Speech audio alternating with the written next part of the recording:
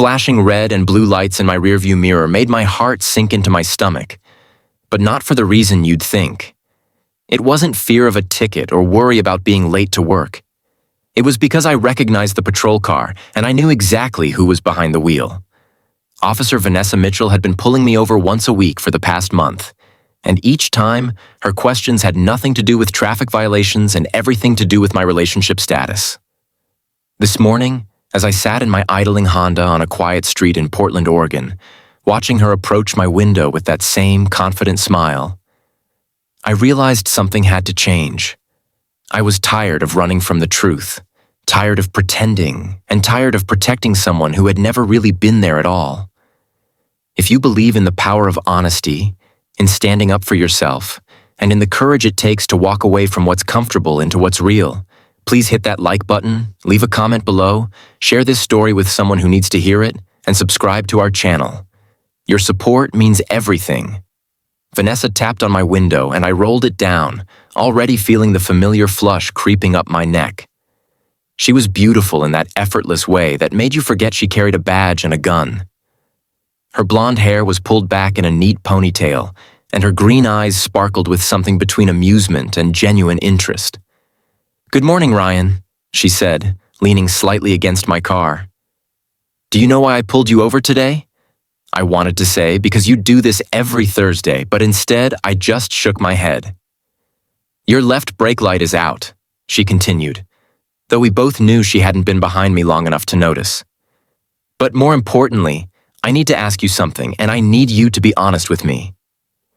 My hands gripped the steering wheel tighter. "You're not married, right?" she asked, her voice softer now, almost vulnerable. "Because I really need your number, Ryan. I've been trying to work up the courage to ask you properly for weeks now." The words that came out of my mouth surprised even me. "We're dating?" I said, the statement hanging in the air like a question, like a confession, like a lie I'd been telling myself for so long that I'd almost believed it. Vanessa's expression shifted from hopeful to confused. "You're dating someone?" she asked. "Yes," I said. And then, because I couldn't stop myself, because 3 years of frustration and loneliness came pouring out in that moment, I added. Or at least, I thought I was. The truth was complicated and painful. Her name was Madison, and we'd been together since college. We'd moved to Portland together, rented an apartment together, and talked about a future together. But somewhere along the way, Madison had stopped being present. She worked late every night, spent weekends with her friends, and whenever I tried to talk about marriage or taking the next step, she'd change the subject or tell me I was being too serious. We lived like roommates who occasionally slept in the same bed.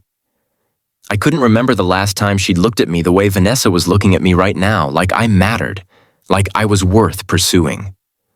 "That doesn't sound very convincing," Vanessa said gently, and something about her kindness broke through the wall I'd built around my heart. "Can I be honest with you?" I asked, and she nodded. "I don't think I'm really dating anyone. I think I'm just afraid to admit that I've been holding on to something that ended a long time ago." Vanessa was quiet for a moment. Then she did something unexpected.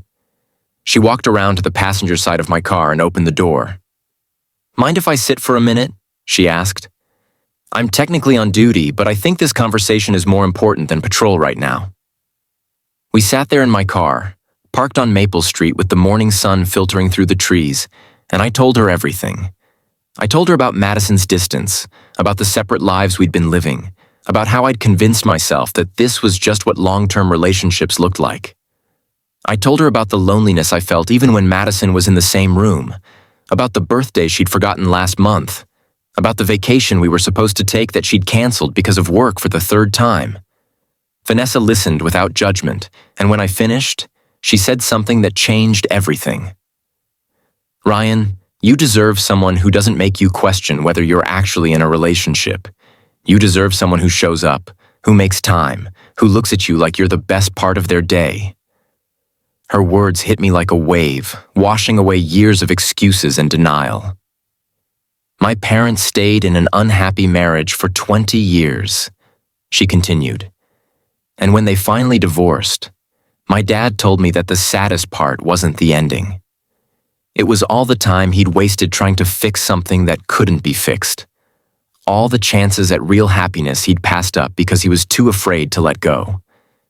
That night, I had the hardest conversation of my life. I sat down with Madison in our apartment, and I told her what I'd realized.